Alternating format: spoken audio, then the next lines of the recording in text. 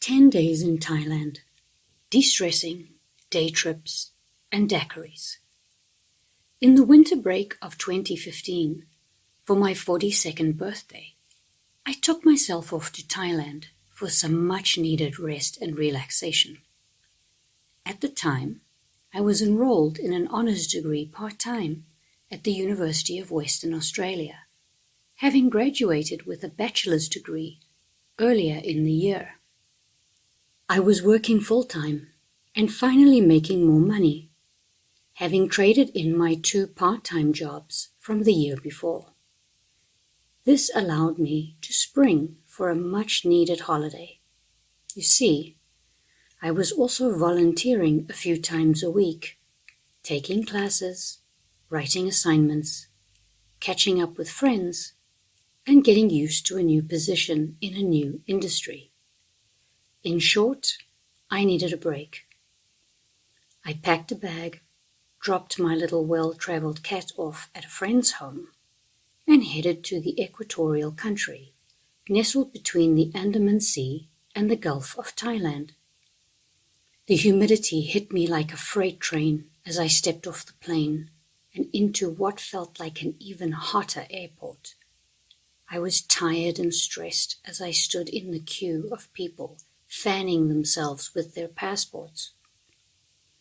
When I arrived at the hotel in Karon on Phuket Island, I was a mere shell of a person, exhausted from my schedule and demands back home in Perth. I spent the first few days lounging around the pool, reading light novels to give myself a break from academic papers and scholastic texts. I amassed just enough energy for small workouts in the gym, followed by a sauna or a dip in the lukewarm pool before returning to a chaise lounge and my book.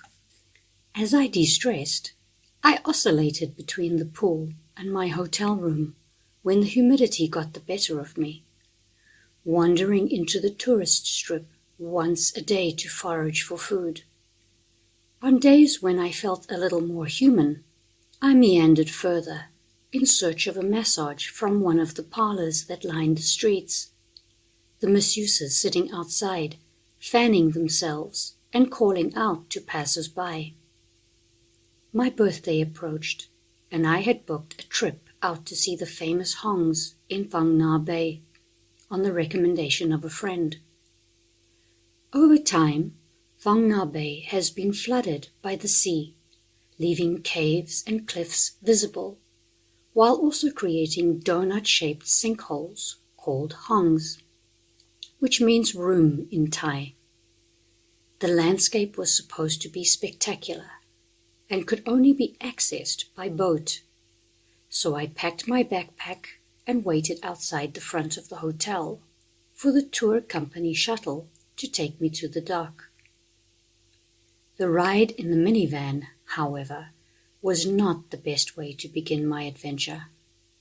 Thai people drive like they are in the Grand Prix, and I arrived at the launch point a tad nauseous after the twists and turns through the hills at what felt like 90 miles an hour.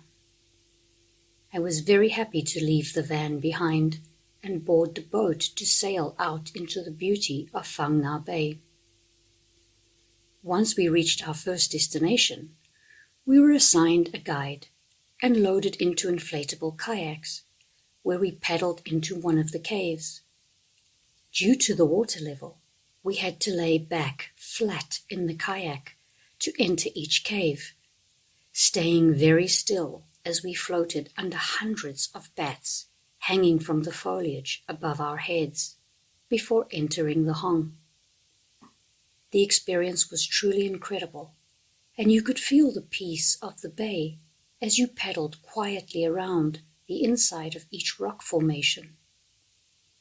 As sound echoed considerably due to the rounded shape, we were asked to lower our voices and stay as quiet as possible, which made for a relaxing encounter with one of nature's marvels.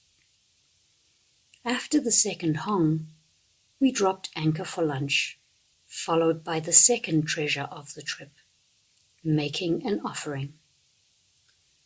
We were given guidance in constructing the traditional gift to the gods, symbolizing gratitude towards those who had helped us along our way. After the sun had set, we piled into our kayaks with our guides and headed into a quiet little alcove where we lit the candles strategically placed in one corner of the offering and gently lay them in the calm waters surrounding us. After the ritual, we bobbed on the ocean for a while, watching the beauty of the scattered lights before collecting them so as not to pollute the Thai waters. Setting sail back to the mainland was a rough affair as we sailed directly into a terrific rainstorm before being driven back to our respective hotels, a little more slowly than before on the dark evening roads. As my trip came to an end, I spent the last night sipping on a complimentary cocktail the hotel had given me as a birthday gift. I had mulled over my choices and eventually decided on a strawberry daiquiri. It was strong, and not being much of a drinker, it hit me like a wrecking ball.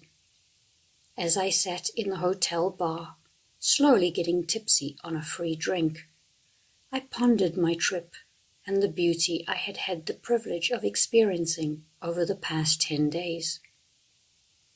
Deciding to call it quits, I stumbled, ever so slightly, back up to my room to get a good night's rest before returning to the lion's den of my life the following day. My trip to Thailand marked my first time on the Asian continent, and I loved almost all of it. The food, the rest, the beauty, the people. Despite struggling with the high humidity, it was exactly what I needed as a time out from my crazy life. De-stressing, day trips, and daiquiris can do wonders on an island paradise.